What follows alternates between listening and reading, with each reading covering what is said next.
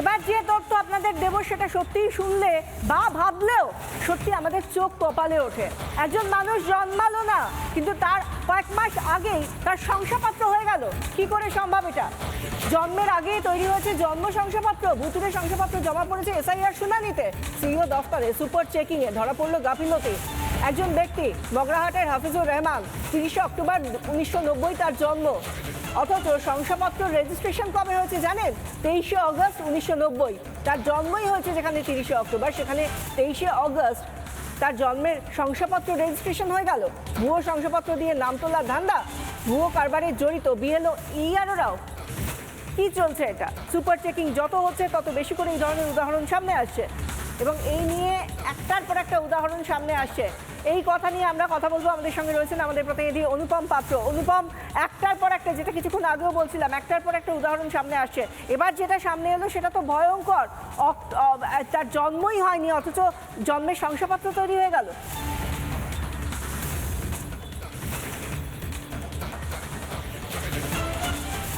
দেখো, গতকাল এই সার্টিফিকেট এক্স হ্যান্ডেলে পোস্ট করেছেন অমিত মালব্য এবং লিখেছেন যে এটা ডায়মন্ড হারবার মডেল। তো তোমায় জানিয়ে রাখি, এই ঘটনাটা দক্ষিণ 24 পরগনার মগরাহাটের ঘটনা। সেখানে দেখা যাচ্ছে যে কমিশনে যখন স্পেশাল অবজারভার, রোল অবজারভাররা সুপার চেকিংয়ে বসেছেন, তখন বিভিন্ন সার্টিফিকেট তারা খতিয়ে দেখছেন, যে সার্টিফিকেটগুলো মূলত একজন ভোটার তিনি তার সচিত্র পরিচয়পত্র হিসাবে নির্বাচন কমিশনের যিনি ইআরও রয়েছেন, এইআরওরা রয়েছেন, তাদের হাতে দিয়েছিলেন। অন্তত শুনানির ক্ষেত্রে এটা দেখা যাচ্ছে। ফলে সেই সার্টিফিকেটগুলোকে যখন জুম করে দেখছেন, ওপর থেকে দেখলে তুমি বুঝতে পারবে না সার্টিফিকেটগুলো এমনভাবে বানানো রয়েছে যেন মনে হচ্ছে সত্যি 1990 সালের সার্টিফিকেট। এত পুরনো সার্টিফিকেট, ঝা চকচকে নেই। ফলে যখন জুম করে দেখছেন, সালটা, বয়সটা মেলানোর চেষ্টা করছেন কমিশন, তখন দেখা যাচ্ছে যে জন্মের প্রায় 7 দিন আগে, কোথাও 4 দিন আগে তাদেরকে সার্টিফিকেট ইস্যু করে দেওয়া হচ্ছে। অর্থাৎ যারা সার্টিফিকেটটা ইস্যু করছেন তারা এটা দেখছেন না যে জন্মটা কবে আর সার্টিফিকেট ইস্যুটা হচ্ছে কবে। আর সুপার চেকিংয়ের মাধ্যমে এগুলোই ধরা পড়ছে। কমিশন যখন এগুলো ধরছে, তখন পুনরায় সেগুলো যারা চেকিং করেছেন তাদের কাছে পাঠানো হচ্ছে, এবং ওই নাম বাদ যায় যাতে, এবং যাতে কড়া ব্যবস্থা নেওয়া হয় সেটার ব্যবস্থাও কিন্তু কমিশন করছে। এখন কমিশনের কর্তারা বলছেন যে এরকম কাজ যারা করছেন তারা তো কিছু ভোটার আছেন, তারা তো এটাকে করছেন অবৈধভাবে, নাম তোলার চেষ্টা করছেন যারা জমা দিচ্ছেন অ্যাকচুয়ালি। আর যারা এটাকে অ্যাপ্রুভ করছেন, সেই ইআরও এইআরওদের মধ্যে একটা অংশ যারা এটাকে অ্যাপ্রুভ করে দিচ্ছেন না দেখে, অথবা ভুলবশত অথবা ইচ্ছাকৃতভাবে। ফলে এদের একটা তালিকা কমিশন করছে, সেই কমিশন এই তালিকা অনুযায়ী তাদের বিরুদ্ধে ব্যবস্থা নেবে। এই সংখ্যাটা 100 ছুঁই আপাতত সূত্র মারফত যেটা জানা যাচ্ছে। ইতিমধ্যে দিল্লি জাতীয় নির্বাচন কমিশনের কাছে গোটা রিপোর্ট পাঠানো হয়েছে, এদের বিরুদ্ধেও ব্যবস্থা নেওয়া হবে।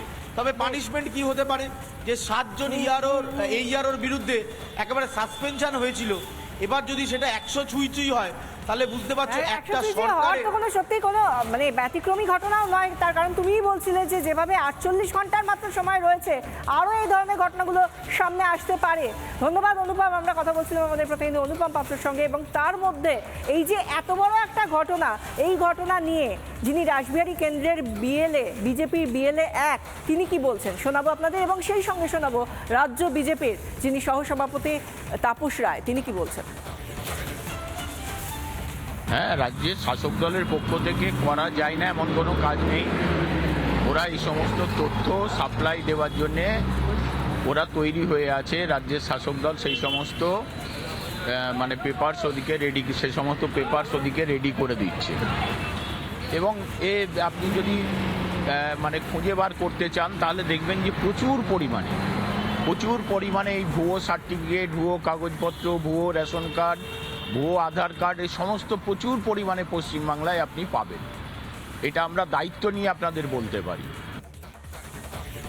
হ্যাঁ, জন্ম মৃত্যুর এখানে কোনো মা বাপ নেই।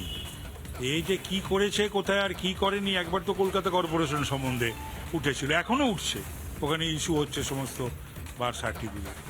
বড়নগরে এটা হয়েছে, বিভিন্ন জায়গায় হচ্ছে, বনগাঁর দিকে হয়েছে অনেক। যা হয়েছে বাংলায়, এর পূর্বে বাংলায় সর্বক্ষেত্রে এই রকম ধরনের ভুল ভাল, ভ্রান্তি, ফ্রড, মানে অনিয়ম বেনিয়ম, কারচুপি, দীর্ঘ দিনের আমি রাজনৈতিক কর্মী এই বাংলার বুকে, আমি শুনিনি কখনো, দেখিনি কখনো। আমাদের সঙ্গে এই মুহূর্তে টেলিফোন লাইনে রয়েছেন বিএলও ঐক্যমঞ্চের তরফ থেকে স্বপন মণ্ডল। আমরা তার সঙ্গে কথা বলবো। আপনাকে স্বাগত জানাই। কিন্তু যে ধরনের ঘটনাগুলো ঘটছে আপনাদের কাছে এটা কি সত্যিই খুব চমকপ্রদ মনে হচ্ছে, নাকি এই ধরনের ঘটনা আরও সামনে আসবে বলে মনে হচ্ছে? কারণ একজন জন্মালেনই না, 30 অক্টোবর তার জন্ম 1990 সালে, আর তার বার্থ সার্টিফিকেটের রেজিস্ট্রেশন হয়ে গেল 23 আগস্ট 1990। এটা কি সম্ভব? এ ধরনের ঘটনা কি আরও আসতে পারে, কি মনে হয়? এই ধরনের অনেক সমস্যা আগামী দিনে সামনে আসবে। আমরা গত পরশুদিন সিও দপ্তরের সামনে একটা সমস্যা তুলে ধরেছি। আপনারা জানেন যে যারা বৈধ ভোটার, যাদের কাগজপত্র আছে 2002 সালে, যাদের লিঙ্ক আছে, তাদেরকে বাতিল করে দেওয়ার জন্য ইআরও বা এইআরও যাদের কথা কিছুক্ষণ আগে বলছিলেন আপনারা, এই ইআরওরা চেষ্টা করছে এবং বিএলওরা যখন প্রতিবাদ করছে তাদেরকে বিভিন্নভাবে ভয় দেখাচ্ছে এবং চাপের মধ্যে রেখেছে। এই টোটাল কাজটা হচ্ছে অভিষেক ব্যানার্জির গ্যাং, মমতা ব্যানার্জির প্রশাসন এবং আইপ্যাক নামক যে সংস্থাটা আছে, এই টোটাল মানে তারা হচ্ছে সারা যে প্রত্যেকটা ব্লকে ব্লকে প্রত্যেকটা বিধানসভা কেন্দ্রে যারা ডব্লিউবিসিএস অফিসার আছে, দায়িত্বে আছেন, ওসি ইলেকশন, ইআরও এইআরও, তাদেরকে চাপে রেখেছে এবং তাদেরকে দিয়ে এই কাজগুলো করাচ্ছে। মূল বিষয় যেটা হচ্ছে যে নির্বাচন কমিশনের এ ব্যাপারে কিন্তু খুব কড়া পদক্ষেপ নেওয়া উচিত।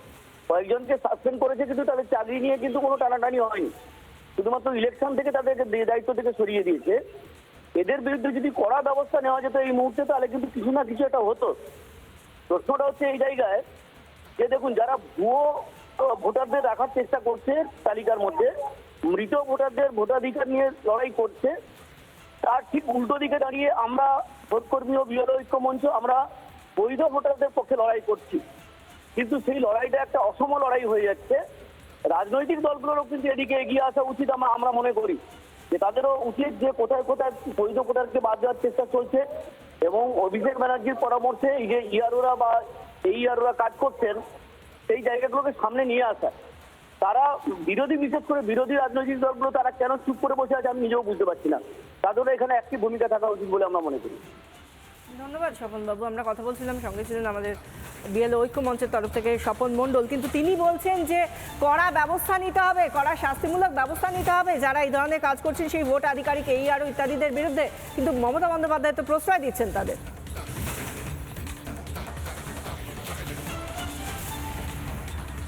নানা ধরনের কন্টেন্ট দেখার জন্য লাইক করুন, শেয়ার করুন আমাদের ফেসবুক পেজ, সাবস্ক্রাইব করুন আমাদের ইউটিউব চ্যানেল। পাশাপাশি অন্যান্য ব্রেকিং নিউজের জন্য অবশ্যই চোখ রাখুন রিপাবলিক বাংলায়।